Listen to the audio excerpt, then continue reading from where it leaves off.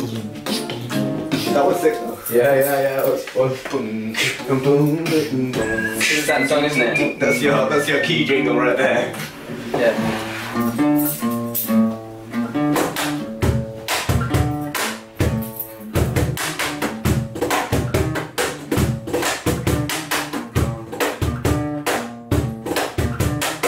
Yo, I am B-boy Twist, Love Masterz crew, and I came to dance.com. My actual name is Oliver Twist. See how that works there. Please sir, I want some more. I'm a full-time professional provider of fun and amazement, which means I am a full-time close-up magician. And I also dance professionally as a b-boy, and me and my father have a business doing rhythm activities, facilitating drum circles. So basically, have fun. I started breaking when I was about 11 years old. I went to Shane b-boy 10 tons classes when I was about 11 at the Yorkshire dance in the same space that we were in now, which is nice to get back to my own roots. And then I kind of stopped whilst I was at school for a few years, and then started again when I was about 16 at B-girl Fireflies class. And kept going from there for about 3 years and met other people who would eventually be in the group. Obviously my teachers, as I've just mentioned, inspire me, and also my family inspire me a lot. My parents and brothers who got me into dancing in the first place, and also rhythm and generally healthy living. But in terms of b-boys, I'd say particularly strength b-boys. So I'd spend, like, at the end of the 90s, I'd spend hours downloading videos on dial-up internet of people like Cujo, Crazy Cujo. So I'd see him doing these crazy like planche things, and then back over I was like, whoa, I want to do that. So I take a lot of inspiration from people like Crazy Cujo, as well as Junior as well in later years. So those are like professional b-boys, but also people in the crew. I love training with my crew. They're a massive inspiration, a lot of fun. I like to draw inspiration from outside breaking as well. So I do all sorts of different things: movement culture, calisthenics, weight training, climbing. I think that complements my breaking quite a lot as well. I love watching all sorts of crazy stuff like that. I love watching things like pole dancing, strictly from a training perspective. Of course. I guess because of my business background, because I've worked professionally as an entertainer, I fell into the role of dealing with the business side of the crew. So I tend to deal with all the inquiries and the bookings, and I also do the performances as well.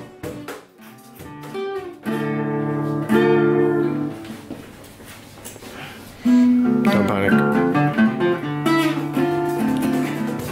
Well, initially it was just set up, it wasn't meant to be the crew website, it was just set up as my own personal blog, so it was to track my own training as I was progressing maybe about 5-6 years ago. So it's just for me to post stuff I thought was interesting and funny to other people, whoever was tuning in to watch that content. And then as we started doing more performances as a crew, the focus shifted from being just my own personal website to then being more about who the crew are. So the blog got a bit neglected. Sorry about that. I'll try and update it. Didn't finally promise.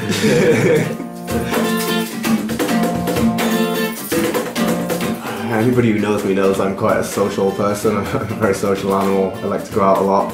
I'm always texting around the b-boys trying to get them out to go to clubs or places where there's people DJing funk, hip hop, breaks, pretty much for the last 7 years solid. May have a problem. Hi, I'm Oliver. I'm addicted to fun. That's not always possible, so I like to train and jam with my crew in a training kind of environment. Previous years, as Bobak mentioned in the last video, we did have our own spaces and those kind of stopped, so we wanted to start that back up again. It was originally, we were just thinking of running it as a Blood Masterz crew training so we could rehearse for shows and things. And then we thought, well, why not open it up to other people? That way we can learn as well, and everybody else can learn, and expand the general scene in Leeds. My aim is always to have fun, and I enjoy helping other people have fun. So yeah, the aim is just to create a fun, friendly environment where people can come, train, drill, practice stuff, and it's a supportive environment. That's the whole point. So you can bounce ideas back and forth, get the help from other people as well. I think we've already had the first session, judging by the turnout and the feedback we've had, people are really enjoying it, so I think the aim is kind of be successful so far. Hopefully we can keep that going. Well, you don't have to. That's the thing. I mean, I highly recommend training at other places like Leeds Uni or whatever. They're a great environment for people to learn. As a crew, I mean, we'll literally jam anywhere. We jam on concrete, we jam on grass or whatever, anytime, anywhere. But it's nice to have that studio space that's comfortable, and it reduces your risk of injury. You can train with a good sound system and a nice sprung wooden floor, and there's mirrors so you can actually see what you're doing and progress faster. And also the safety of like crash mats and blocks and things. At the moment I'm loving training new somersaults. It's nice to have a crash mat to be able to do that on without killing yourself. So it's nice to have that alternative. You can check out a different environment, come down, try it. Everybody's friendly. You run your own business. You're doing that, and that doesn't. It's good. It's fairly physical, but it probably doesn't demand the amount of physical attention you decide to give to your own life, and have decided in terms of diet and training and stuff. You like to do that, but you're obviously busy. You've got a business to run. How do you? I think that's a struggle for a lot of people in there. Well, actually, hang on. Let me just rephrase my question. For me, it was the other way around. It's not how you can fit it in. I was always brought up with that comes first. You have to have a healthy lifestyle, especially if you want to be a dancer. It's not really an option for me. Life and living well should come first. Yeah. I think that's key. And survival is important. But I suppose other people might be wanting to improve their diet, which is great, but you should do. So I would recommend, first of all, just try one thing at a time. Don't try and bombard yourself with a million different things. Say, okay, I'm going to train for this long, I'm going to eat this, I'm going to cut out this. If you do all that stuff, then you're just overloaded and you won't do any of it. But if you focus on maybe one dietary change, cut out maybe say refined foods, and see the difference that has, and then go to the next step, which you can notice the change and think, oh, this is working. Then you can progress and do something else, and kind of focus on improving your lifestyle slowly. But for me, my parents have always kind of drilled in all this health and nutrition information from a young age, so I've always eaten well. I've always kind of lived a relatively active lifestyle. Similarly, try and progress slowly. So there's plenty of YouTube tutorials if you want to learn a specific strength type of thing, for example a planche. Start off, break it down, do it really slowly. So do progression, start off with your feet on the floor, don't start trying to do a planche and hold yourself up, because it's going to be impossible. But if you start slowly and build your way up with anything, try different movements and see how you can progress that way. You can focus on a couple of different things at once, but don't try and do everything at once, because you'll just tire yourself out and burn your body out. If you overtrain certain things like that are really intense, you do get injuries. I've kind of done that myself, which is not good, especially things like one-arm pull-ups and stuff. Focus on doing it slowly, do it safely, and in moderation.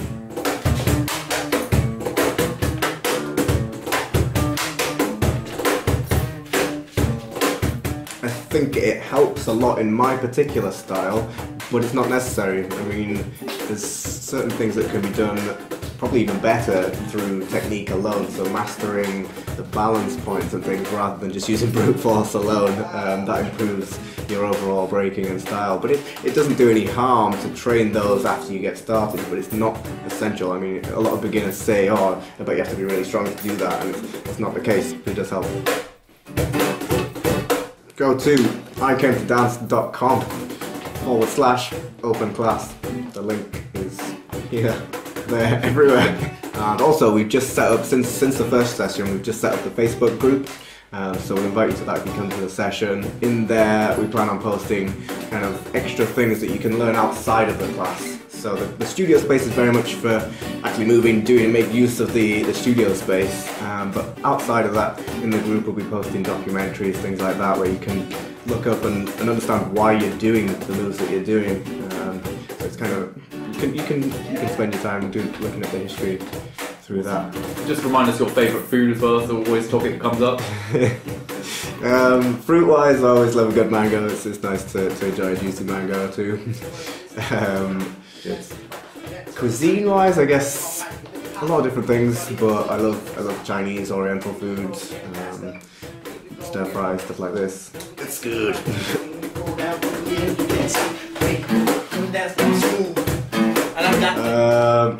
I would say on the scale of 1 to Oriental, my ability to use chopsticks is probably ninja! Excellent.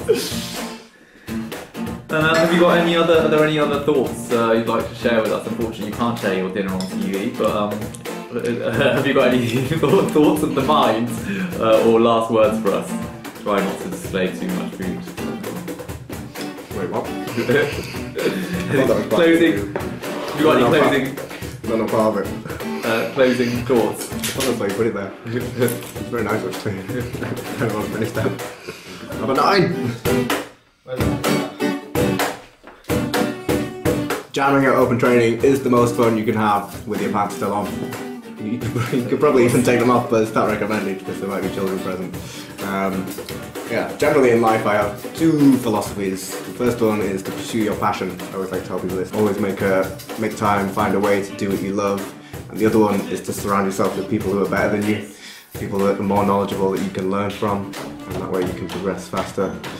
So that's why it's a great environment, open training. You're surrounded by all the different abilities, especially if you're coming to a class as well. You can see that inspiration right next to you, people who've kind of been there, done that, and they're willing to help and support you. So yeah, it's a really good environment. Come to training, it's the most fun you can have since sliced bread. Maybe even unleavened bread, who knows? Cool. Yeah. That's another interview done.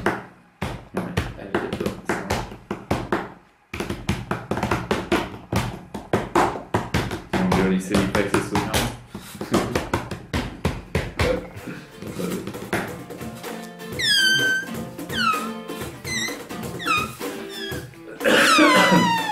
Okay, my chair creaks. I noticed that I should just stop moving around. I like to move. Yeah. I'm a very movement-based person. That's my insane rocking chair look. Cool. I'll be when I'm 80 in the home. Why does nobody love me anymore? Stop.